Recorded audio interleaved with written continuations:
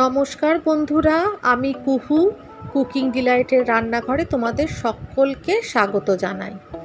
আমি নিয়ে নিয়েছি আলু সেদ্ধ, কাঁচকলা সেদ্ধ, গরম মশলার গুঁড়ো, ভাজা মশলার গুঁড়ো, বেসন, নুন আর চিনি।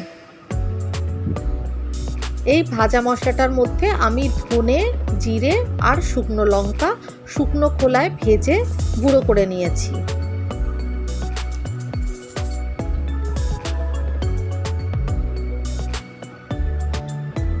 আলু সেদ্ধ আর কাঁচকলা সেদ্ধর সাথে ভাজা মশলার গুঁড়ো, গোলমরিচ গুঁড়ো, গরম মশলার গুঁড়ো, বেসন, নুন আর মিষ্টি ভালো করে মাখিয়ে নিচ্ছি।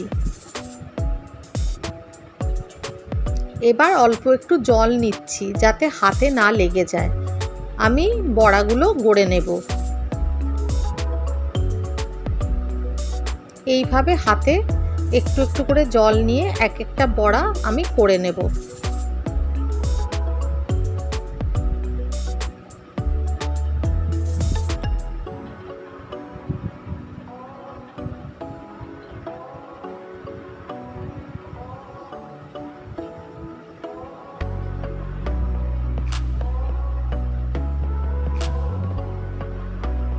এইভাবে আমি বড়াগুলো গড়ে নিয়েছি।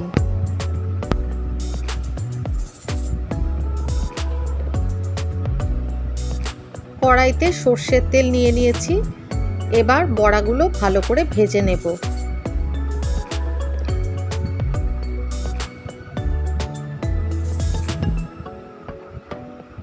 খুব সাবধানে কাজটা করতে হবে যাতে বড়াগুলো ভেঙে না যায়। এই যে এইভাবে আমি ভেজে নিয়েছি বেশ লাল লাল করে। এখানে আমি একটা মশলা গ্রাইন্ড করব, মিক্সিতে নিয়েছি গোটা ধনে, গোটা জিরে,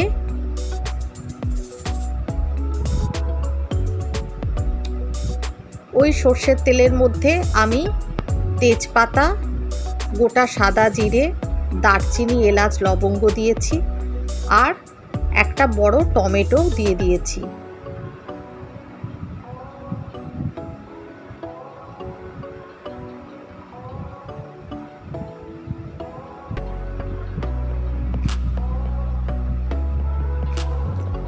এরপর আমি ধনে, জিরে আর আদার পেস্ট করে নিয়েছি সেটা দিয়ে দিলাম।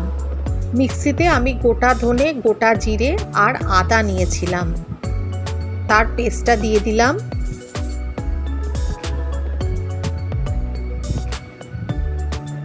মিক্সির বাটি ধোয়া জলটা দিয়ে দিলাম।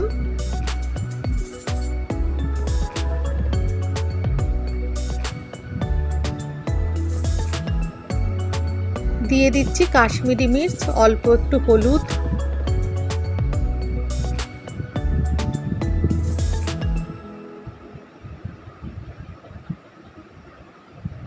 প্রয়োজন মতো নুন দিয়ে দিলাম।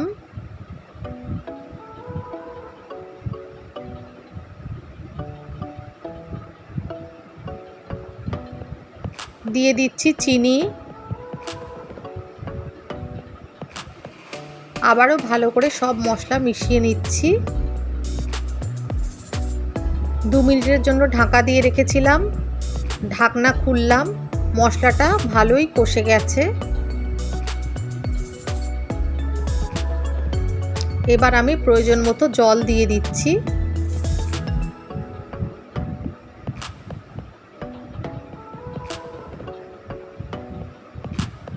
সাথে সাথে আমি যে বড়াগুলো ভেজে নিয়েছিলাম সেগুলো দিয়ে দিচ্ছি।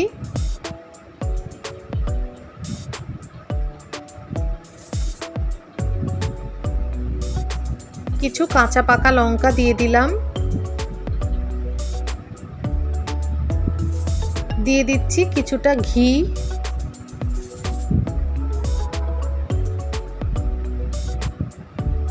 গরম মশলার গুঁড়ো, শাহি গরম মশলার যে পাওয়া যায় গুঁড়ো, সেটা দিলাম।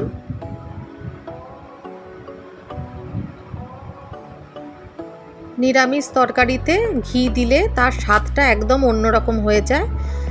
একেবারে রেডি হয়ে গেল আমার কাঁচকলার কোপ্তা কারি।